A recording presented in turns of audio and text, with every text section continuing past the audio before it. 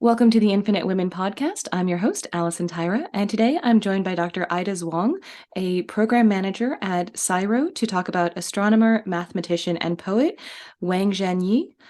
She's a bit of a multi amazing person. So she's, as you said, an astronomer.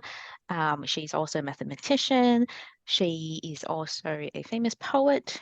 Wrote poems that are actually really quite beautiful and quite pointed. About society in general as well, and if you read about her story, I think she's also very good at hunting. She's excellent horseback riding, and hunting while horseback riding, which I'm not good at all or know how to, but I think it's amazing.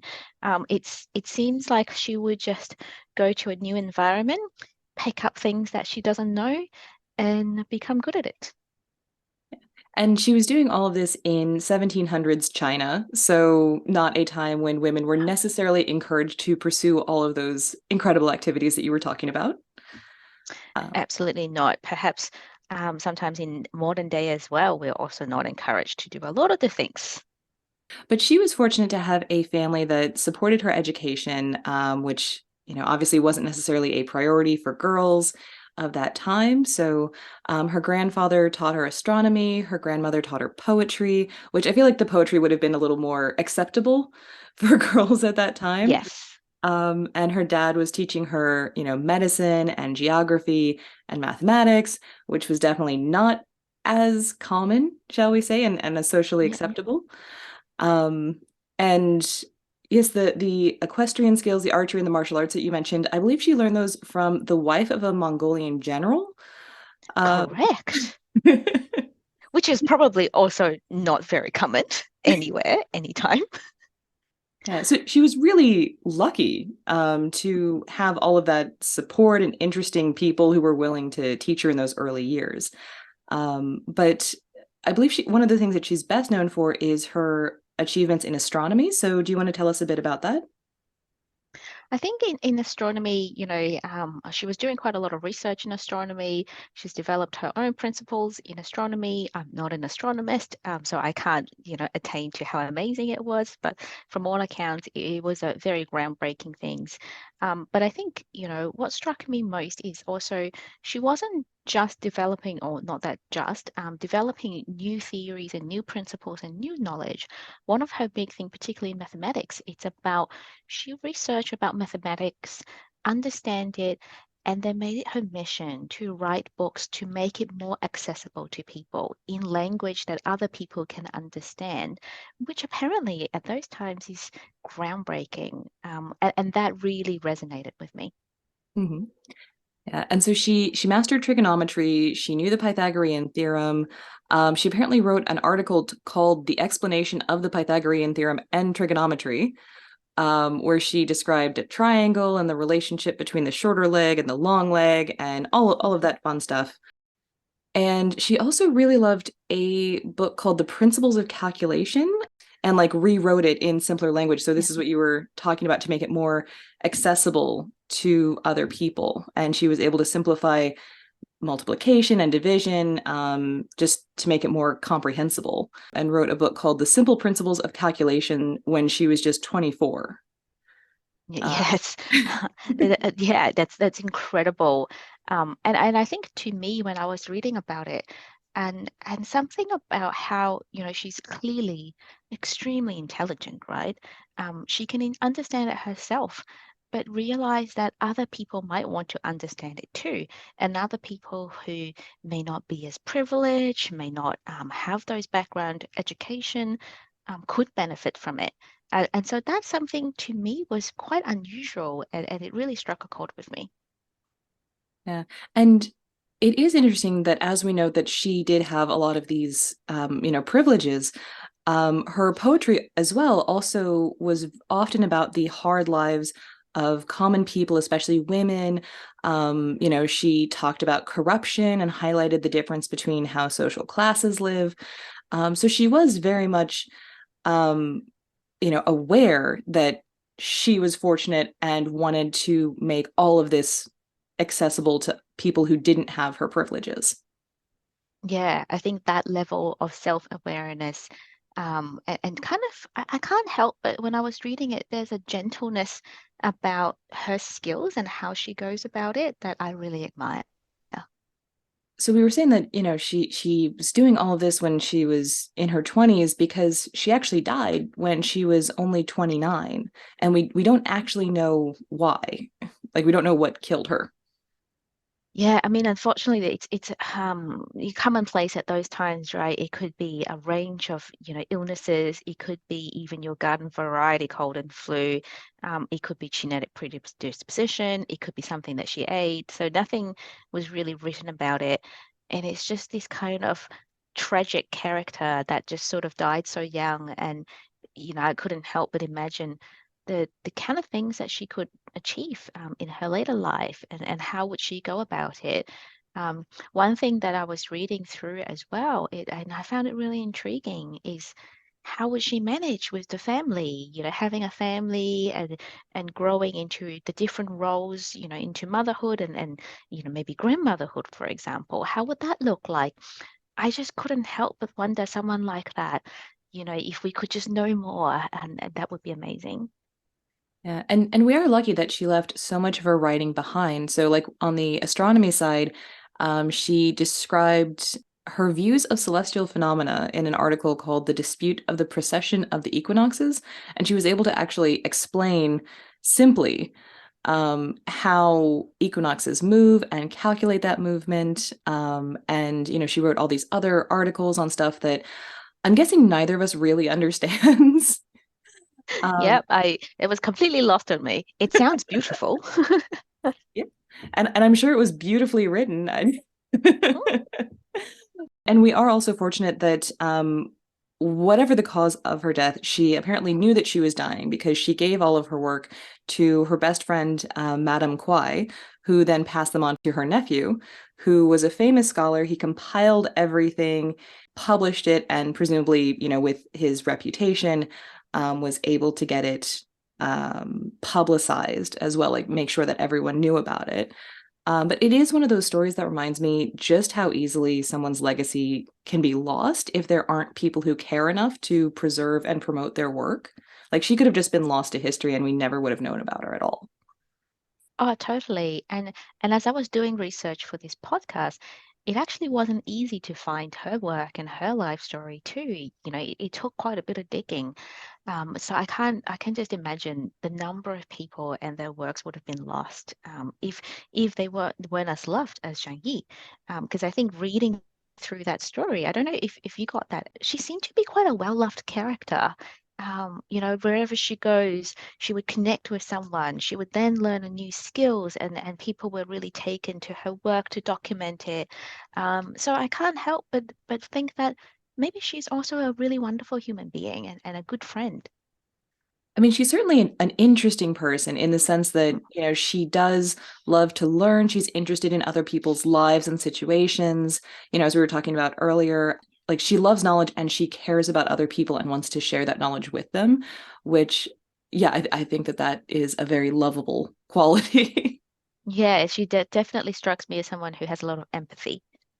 And she was also quite bold for the time. I'm not just in the fact that she is pursuing all of these things that go against social norms, but her writing also indicates that she believed in equal opportunity for men and women. So she wrote that when talking about learning and sciences, people thought of no women, complained that people thought women should only do cooking and sewing, and they should not be bothered about writing articles for publication, studying history, composing poetry, or doing calligraphy, and saying, we are all people who have the same reason for studying. So I don't know if she would have described herself as a feminist, but she certainly sounds like one to me. Oh, yes, absolutely. I agree with that too. I think how often that even now we have those thoughts, but we may not put that in writing in such a public way. Or if we do, we often think about the consequences of someone picking this up and interpreting it, and think of who we are as a result, and care about, what would that do to our self-image and all those considerations. For someone at that time be brave enough to put that into works like that.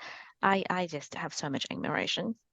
you chose her as the person that you wanted to talk about. So, out Yeah. of all the many wonderful women that you could have been interested in, what about her really resonated with you personally? Yeah, out of so many wonderful women, I did a nights of research into all the amazing women. So thank you for the opportunity to doing the podcast where I actually went to do a lot of research and learn about a lot of amazing women doing really amazing things. What struck me about Zheng Yi is that, first of all, I think I really wanted to pick a scientist that is of my cultural background. And I felt that was important, not necessarily Asian, but just, kind of from Southeast Asia, even that would be a big win for me. And that was one of the goals that I set out to do. Um, because often as a young scientist, I do feel that my Asian identity, particularly in the last few years, that I realize is an important thing. So I think a couple of years ago, I presented at a Women in Science forum, and another young scientist, also of Asian background, actually raised her hand and say, "Thank you for being part of this topic because I feel very seen just seeing you here." And then I realized that I may not come out and represent my culture intentionally. But even by being who I am, there's a part of identity that I'm representing. So that was a very big thing for me. The other big ticket item for me about Yi is picking someone who is in, kind of one single focus area of their work. Because I have a very, very, very background in my professional life. I started as a psychologist, went to do a very, very different things into the public sector, into the private sector, and now into digital health. And I always like to try different things. And so, picking, a character that would would do those different things and maybe be famous for different things, both in the arts and the science. That was something very important. And so that's kind of how I narrowed into Zheng Yi. And finally, I think her sense of social justice and the sense of well-connectedness that, she seems to be someone who is connected, with her circles, with her friends, with her world, and have insights about that, and have something to say about it. That was something really struck me as someone very different, and I wouldn't go so far as I feel very similar to her, but someone that I really look up to. So, can you tell us a bit more about your own work? Because I love talking to all my guests, but it always seems like folks from CSIRO are doing really interesting things in their own right. So, I always love to hear about that. Yeah, yeah. So my work, I started in psychology, and so I was a research psychologist, and I've always been very interested in decision making. So how different people, utilize information to make different decisions, and how do we enable people to make decision that works for them? What kind of information should we present to them? That's always been something that interests me. Afterwards, I went into the private sector, then the public sector, do some mental health service planning, and also in academia as well. So I transitioned out of different roles, but really focused on, mental health, alcohol and other drugs, suicide prevention, and because they're quite vulnerable cohort, and it was very close to my, as a psychologist as well. Obviously, mental health is important. And then a few things I went into to lead one of the national policy work in home birthing policy because I thought this is a very, there is a contentious issue. A lot of people have very strong feelings and opinions about that. And I want to be that person to help collate those ideas and bring it into some unified kind of platform. I thought that would be a very interesting experience. And then I'm not sure if you heard about this, but this little thing called COVID came along. Tell me more. You might have heard Talks about about it. it somewhere. So, and it's one of those sliding door moment because I always believe when life gives you an opportunity, you grab it. That's just my ethos.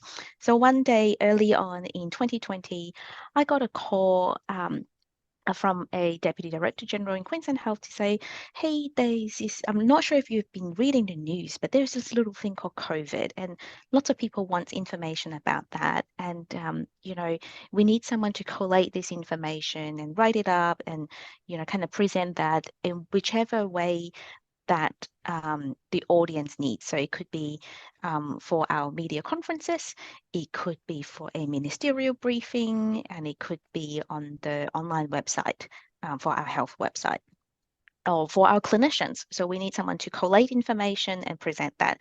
And you are someone that I know could handle that and use kind of different numbers, figures, tell a story. It doesn't matter kind of, what area or context it's in. So, and I remember he said, oh, we don't think it's going to be long. We think it's going to last a couple of weeks, maybe a month.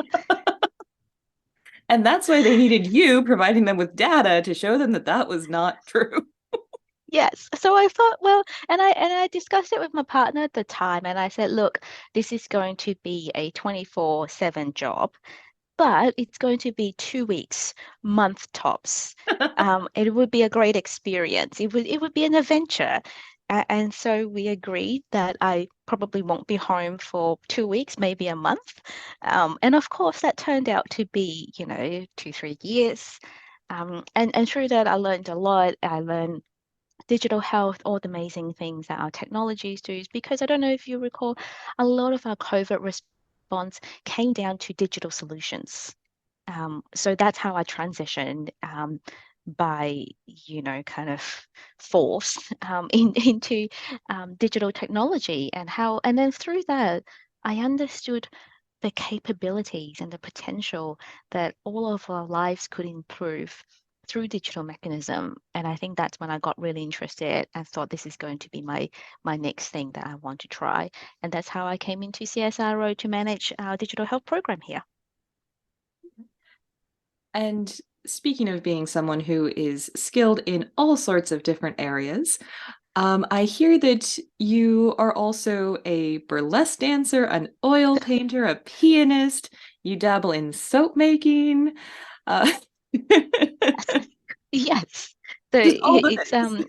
all the things and all these things, and that's another thing that I found really relatable with Zhenyi's stories is that she didn't set out and say my next thing will be horse riding. I think when you read it, it's that, oh, she met, Mongolian general's wife who happens to be really good at that, and she's interested and she wants to learn. And that's how I picked up these hobbies. It's, I think one day I saw a burlesque workshop at an art studio, and I thought, well, I'm not doing anything this Sunday, so I'm going to learn about it. And then I fell in love with it, and I just thought I'll keep going.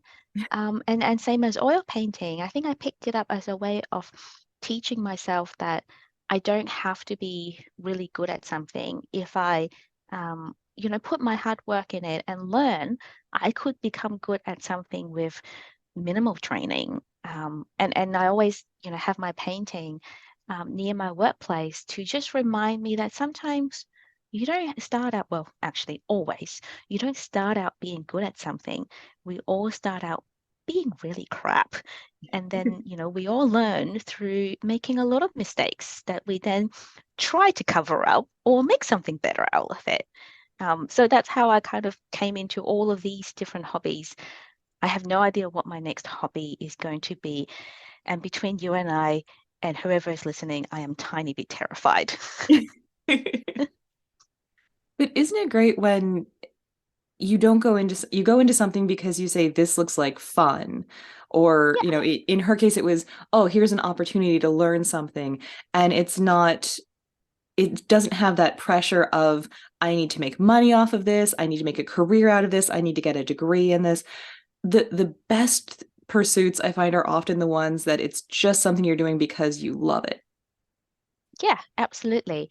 And I think I remember because the most recent hobby is burlesque, and I remember trying that and explaining it to people, and I said, "Look, I don't know this. So there are two outcomes that could come out of picking up burlesque.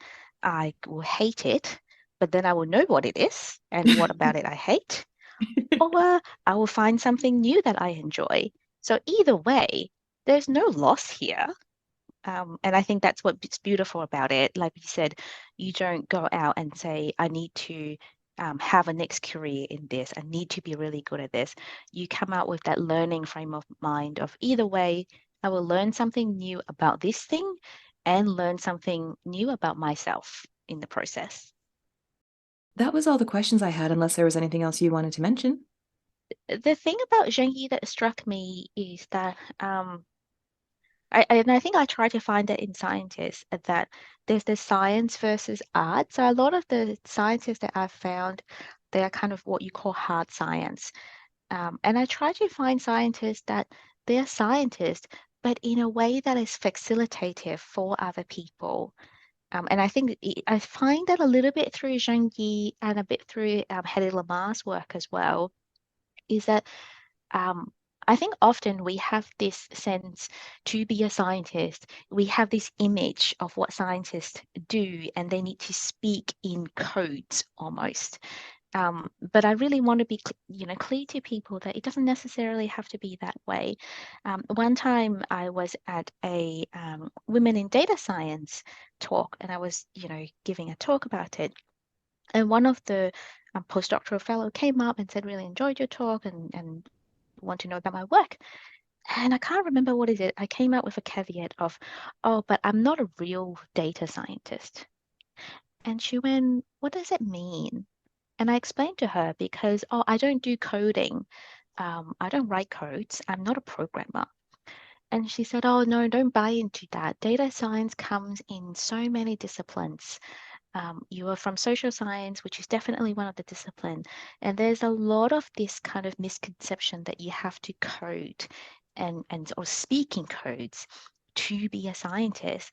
And she kind of reminded me that, have you sometimes questioned that this is maybe a false image that maybe some of our male scientists wants to portray to tell us that we don't belong. And that's something that struck me as completely, I was dumbfounded because I think a lot of the time as females, we don't get told we don't belong explicitly, but we get told we don't belong implicitly through other means, like, Mm. oh, you don't have the experience, or, oh, we need someone who can be here, for longer hours during the day, sort of implying your school pickup won't be able to make it. So we get told a lot of ways that you don't belong, and not in those words. And so that's something that I really want other people to think about that and think that as a female scientist or any scientist, you can actually come from all walks. Even when you walk into a room and you're the only person like you, whatever that means, whether it's gender, race, disability, just the visual impact of being in that room Yeah, surrounded by people who do not look like you or think like you is it's challenging. very confronting. Yeah, and we can't be what cannot we cannot see. Mm. So, I think having that diversity, in the discipline and also in a leadership area, I think it's really important. Not just so that, we do have diversity for diversity's sake, but I think it's important for our work to make sure that what we do, um, what other walks of lives are captured in what we do, and also we provide that representation for other people to say, hey, we belong there. Join us next time on the Infinite Women podcast. And remember, well behaved women rarely make history.